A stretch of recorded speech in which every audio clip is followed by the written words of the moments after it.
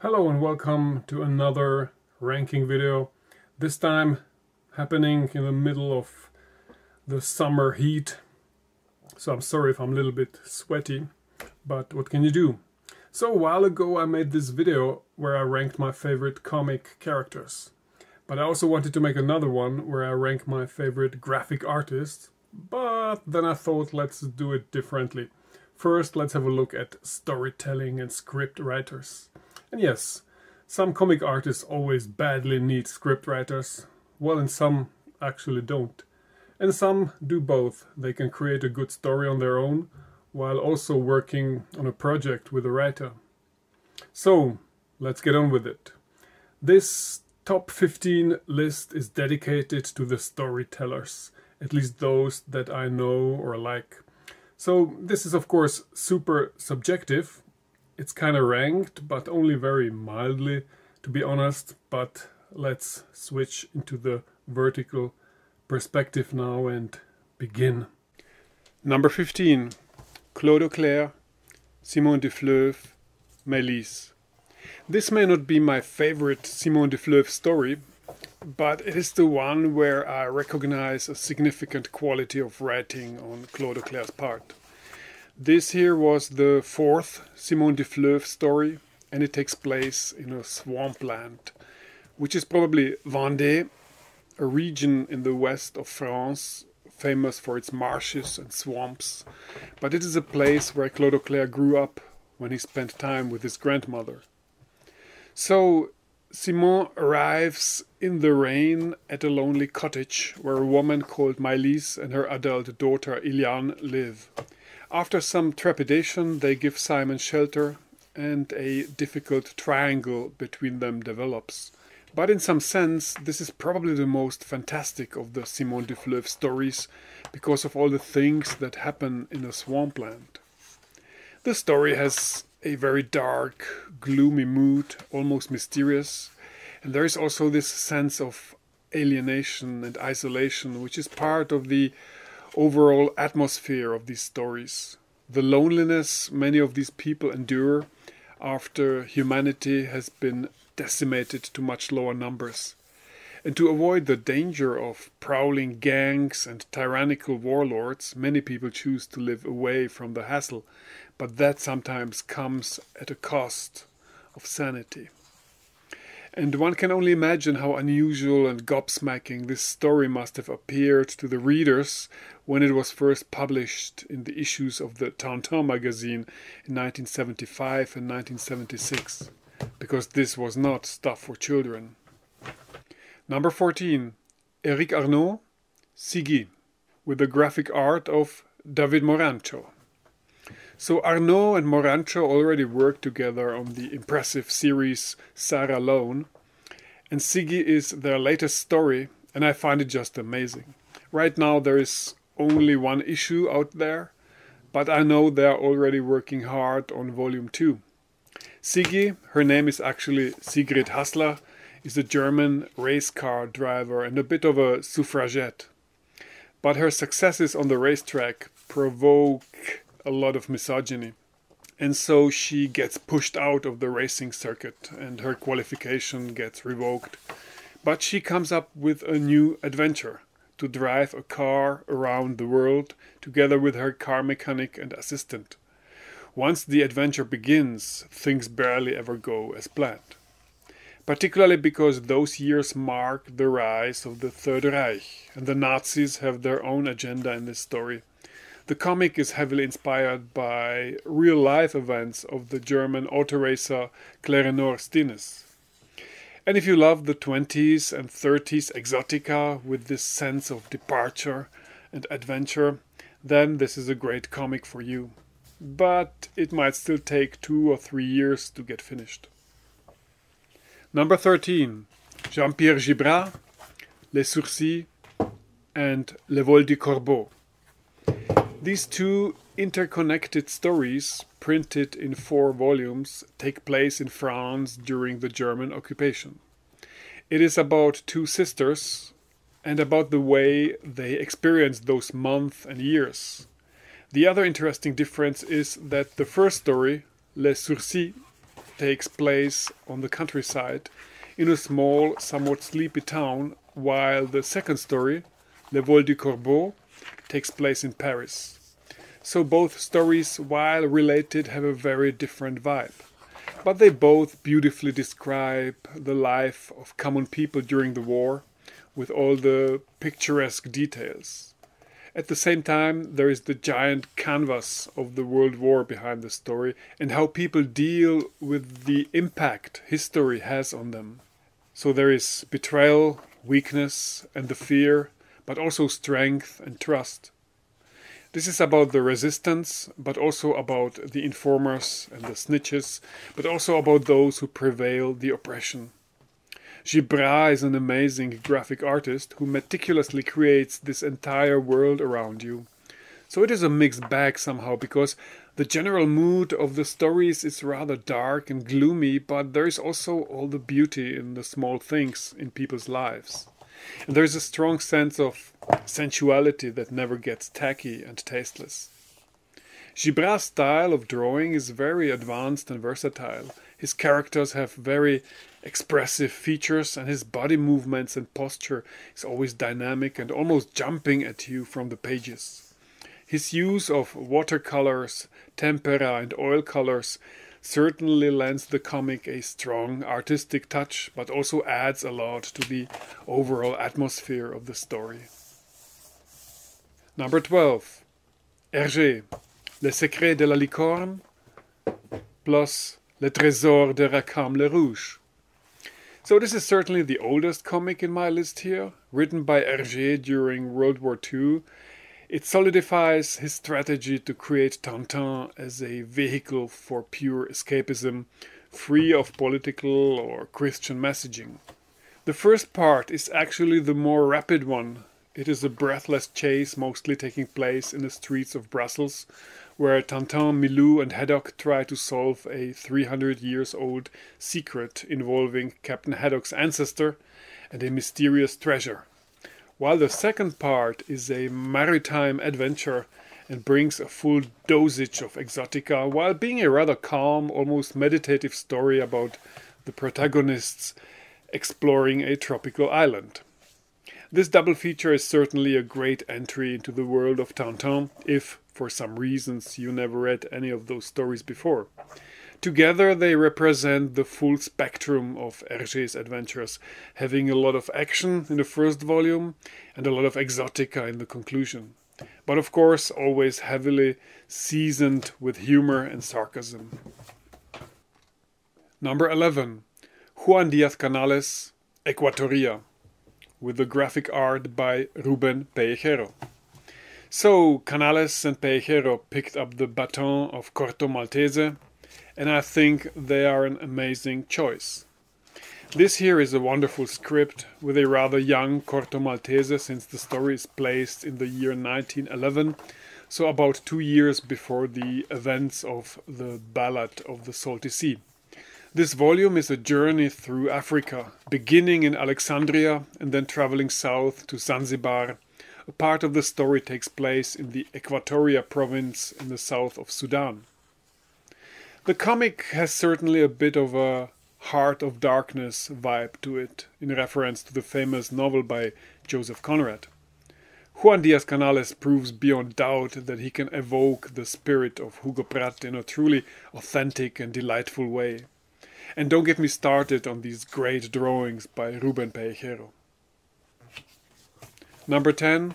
Louis Trondheim, Carmela Krim, with the graphic art by Frank Biancarelli. This is some outstanding storytelling. Trondheim and Biancarelli made 2 volumes of this by now. I am hopeful there will be more. Each story follows a case investigated by a female private detective living in the French city of Marseille. Carmela is a former police inspector, now somewhat disgraced. She's a rather hard-boiled, slightly cynical character with a modern femininity that defies the usual comic tropes.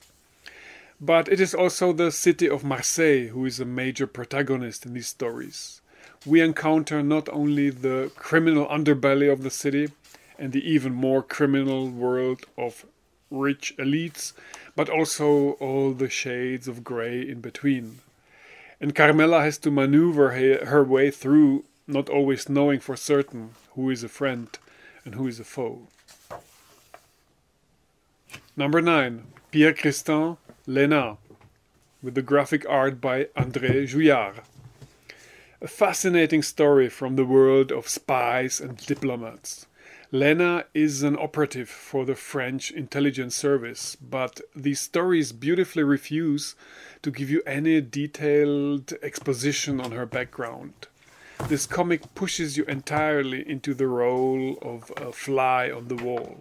You follow her steps closely, but most of the time it is up to you to piece it all together. The story abstains from exposition dumps most of the time. There is a discrete level of melancholy in these stories.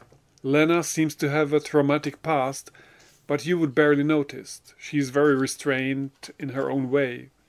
But remember, you are a fly on the wall, so you may see her do things that you are not supposed to see. Overall, this is a wonderful storytelling, somewhere between exotica and realpolitik. The tasteful Auclair style and the slow rhythm of these stories make this experience highly enticing. Number 8. Richard Marazano, L'Expédition, with the graphic art by Marcelo Frusin. During the occupation of Egypt by the Roman Empire, a group of ragtag warriors, mostly legionnaires and mercenaries, is being sent to the south towards the sources of the river Nile. Their journey is dangerous, and the anti-heroes die like flies along the way. And their trip into the heart of Africa is not just a journey towards the unknown, but also towards madness. This story is very exciting and highly fascinating. And if you desire a merciless testosterone adventure romp with a lot of muscle, sweat and pathos, far from today's PC culture, well, then this is certainly for you. At the same time, the story deals with serious questions that historians have been working on for a long time. How far did the Roman legions come during their campaigns in Numidia? And how deep into Central Africa did the Roman contacts reach? The story benefits from the high contrast drawing by Marcelo Frusin from Argentina and the intense atmospheric colorization of the images. So there is a very strong visual atmosphere, beautifully conveying impressions of blazing heat and danger lurking in the shadows. Number 7. Hugo Pratt, Gli Scorpioni del Deserto, the Desert Scorpions. Hugo Pratt is mostly known for giving us Corto Maltese, but he had worked on a lot of different projects. And this one is somewhat adjacent to Corto Maltese, since these events take place in the same world, albeit around 20 years apart. Gli Scorpioni del Deserto, or Desert Scorpions, are war stories dealing with a very precise and narrowly defined chapter in history. The warfare between Italians, Germans and British over Libya, Ethiopia and Eritrea during World War II.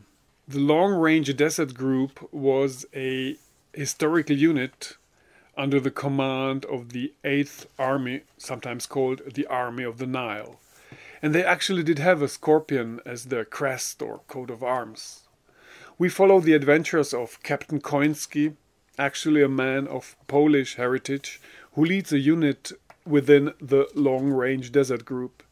It is all very gritty, without any kind of whitewashing, but at the same time the result retains its sense of exotica and its strong escapist function. For Hugo Pratt, this was a special and important project, since he had lived through those days, particularly during his years as a young man in Ethiopia. And this gives the stories a lot of believable authenticity.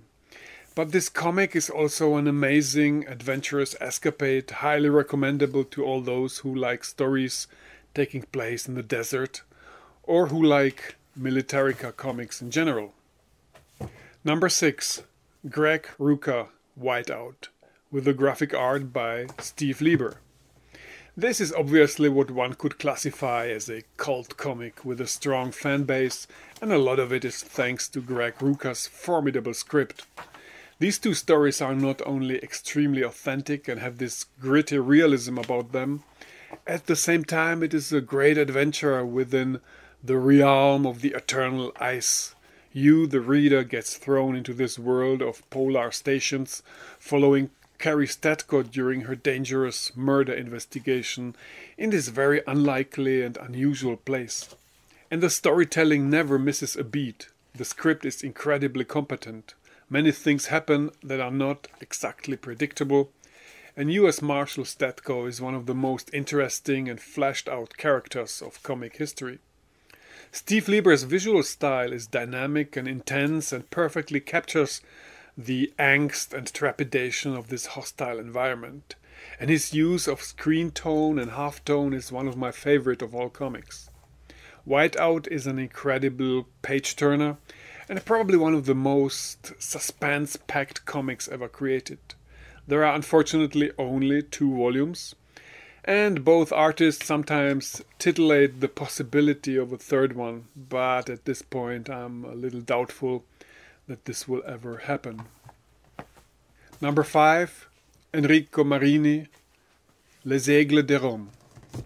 Les Aigles de Rome, or The Eagles of Rome, is a series surrounding the historical event of the Battle of Teutoburg Forest, where 3 Roman legions led by Varus had been completely destroyed by the Germanic chieftain Arminius, or Armin. Is this a historically accurate and authentic comic? Well, more yes than no, but it is a little complicated. About the life of Arminius only little is known, so Marini had to create an entire biography that becomes our story here. The German barbarian, raised by a strict Roman patrician family, who one day reconnects with his Germanic roots. But Marini also needs to create an adventurous story that is exciting and fun to read. So he certainly exaggerates the good old trope of Roman orgies and nymphomaniac rich women who are not shy to use sex to gain more control or power.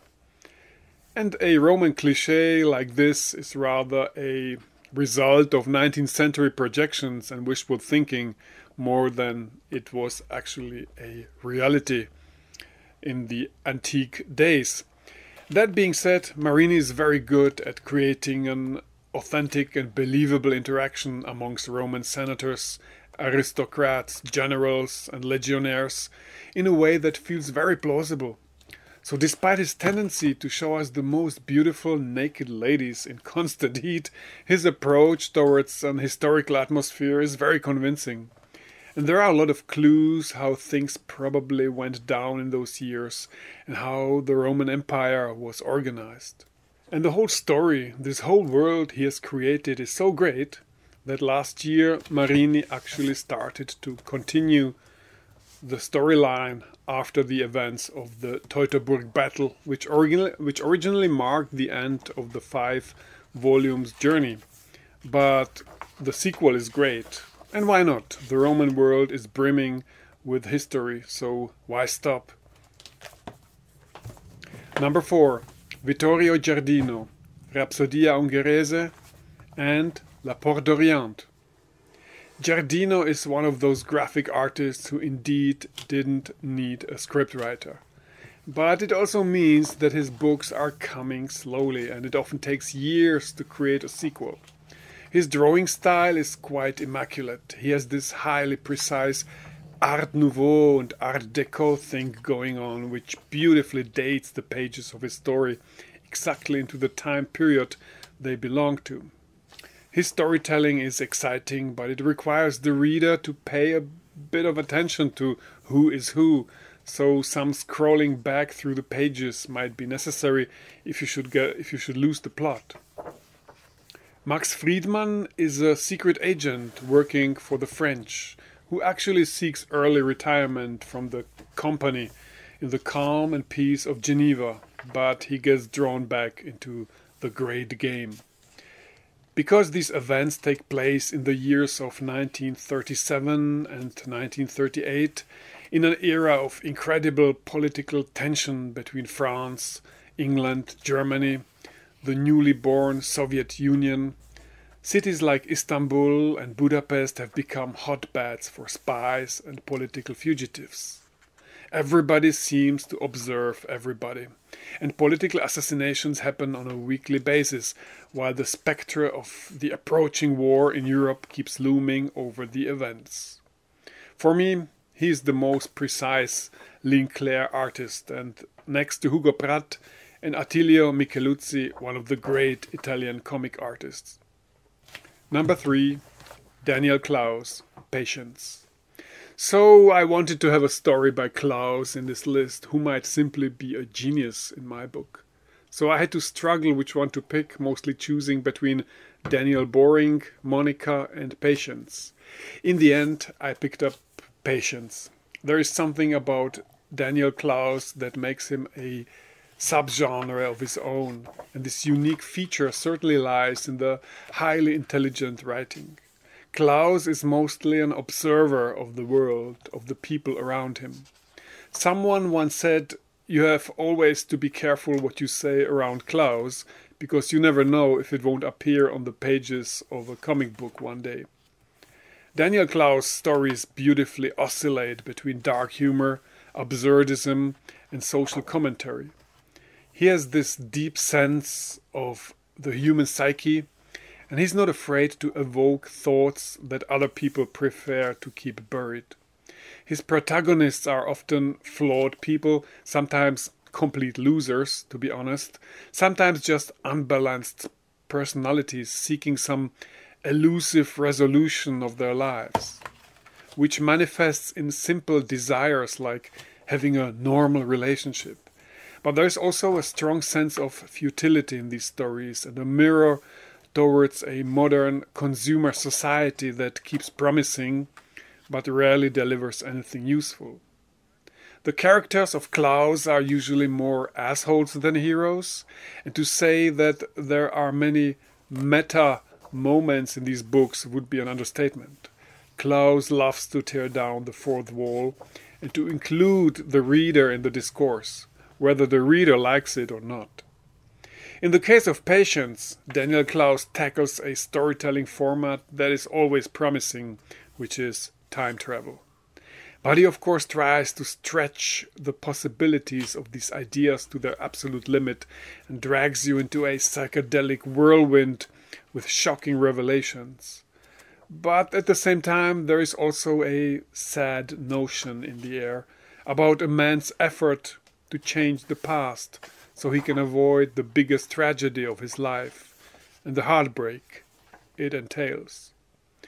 This book will make you raise your eyebrows. Number 2, Fabien Nury, L'or et le sang, of Blood and Gold, with the graphic art by Fabien Beduel, Mervan, and Morin de France.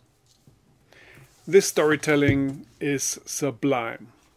The story begins during World War I. In the ruined, muddy trenches, 3 men make a pact of friendship. One of them is Léon, in his usual life a petty criminal from Corsica. The other one is the French aristocrat Calixtus, and the third one is Ahmed, a mercenary from the Moroccan Rif Mountains. After the war, they become gunrunners for the new conflict in Morocco, today better known as the Rif War. So this is a story of friendship and loyalty, but also a story of corruption, political realities, and the decline of virtues in front of a historical canvas. And while this story has its share of Maghrebinian exotica, the storytelling itself retains a gritty and realistic outlook, certainly influenced by Hemingway, Remarque, and Conrad. And number 1, Attilio Micheluzzi, Bab el Mandeb. Now, interestingly, this story takes us to the same places as Corto Maltese and the Desert Scorpions took us, back to Egypt and to the Horn of Africa. The difference to the Desert Scorpions is just 7 years, because this takes us back to 1935, while the Italians were invading Abyssinia. This was heavily criticized by the world community, but at the same time, all those countries whose voices mattered were all neck-deep into imperialism and colonialism and basically shameless hypocrites. And the short-lived Italian escapade at the Horn of Africa could not be prevented. The story itself is about a rather unlikely group of people.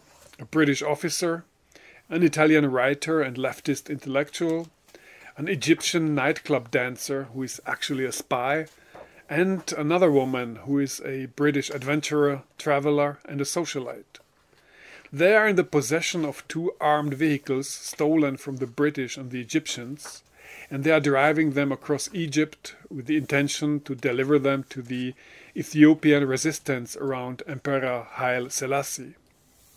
This is an incredible desert adventure with a strong sense of urgency and fascinating characters, mature dialogues and a powerful historical canvas. There is a touch of film noir to this story and a deep sense of melancholy. Micheluzzi, similarly to Giardino, has also this retro style of drawing, reminding me stylistically of Art Nouveau and Art Deco. Although his style is little less charming than Giardino, but on the other hand, emotionally more intense. There's just this tasteful visual attitude to the panels. Anyway, I hoped I've managed to inspire you to go on your own journey, to explore some of these artists. I mean, this is just highly subjective and I probably just like stories that take place in the desert. But I am never interested in comics being too intellectual and too preachy. I'm only interested in their escapist dimensions. I'm kind of simple that way. See you next time. Then I will probably finally turn my attention to the pencilers and illustrators themselves and pick my favorite 10 or 15 graphic artists of all time. Now that list will probably look very different from this list here. So have a nice day and see you.